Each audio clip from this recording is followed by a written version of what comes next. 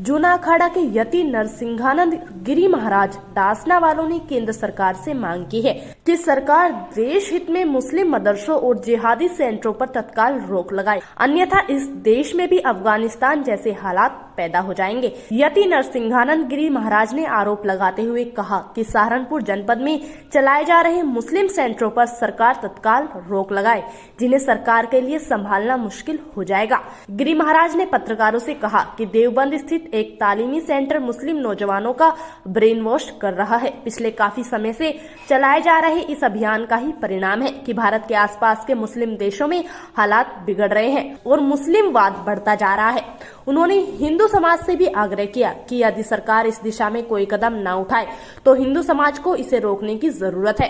नरसिंहानंद गिरी ने कहा कि यदि आतंकवाद के खिलाफ हमें जंग लड़नी है तो इसका विरोध करना होगा। उन्होंने कहा कि यदि इस ओर ध्यान नहीं दिया जाता तो देश में गृह युद्ध की स्थिति बन सकती है।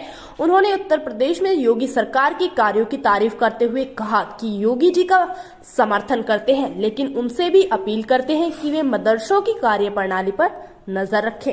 अफगानिस्तान का तालिबान, इराक सीरिया का ISIS और पूरी दुनिया में आतंक का पर्याय बना अलकायदा, इनका जो मदर इंस्टीट्यूट है वो है भारत का दारुल उलूम देवबंद। तो ये देवबंद जो है, जो इन्होंने पूरी दुनिया में गंदगी फैला दी, अफगानिस्तान को बर्बाद कर दिया, पाकिस्तान को बर्बाद कर दिया, अरब को बर्बाद कर दिया, सीरिया को बर्बाद कर दिया, इराक को बर्बाद कर दिया, अब ये भारत को बर्बाद करने की तैयारी को पूरी बांध चुके हैं। कैंती गाँव में एक सेंटर बना रहे हैं स्काउट के नाम पर, जहां एक फौज तैयार करेंगे मुस्लिम जिहादियों की, आतंकवादियों की। तो मैं यहाँ के लोगों को ये समझाने आया हूँ कि अगर ऐसे केंद्र बने तो इनमें से, हम में से कोई भी नहीं बचने वाला। फिर ये आतंकवादियों को ट्रेनिंग देंगे हमारे कत्ल की।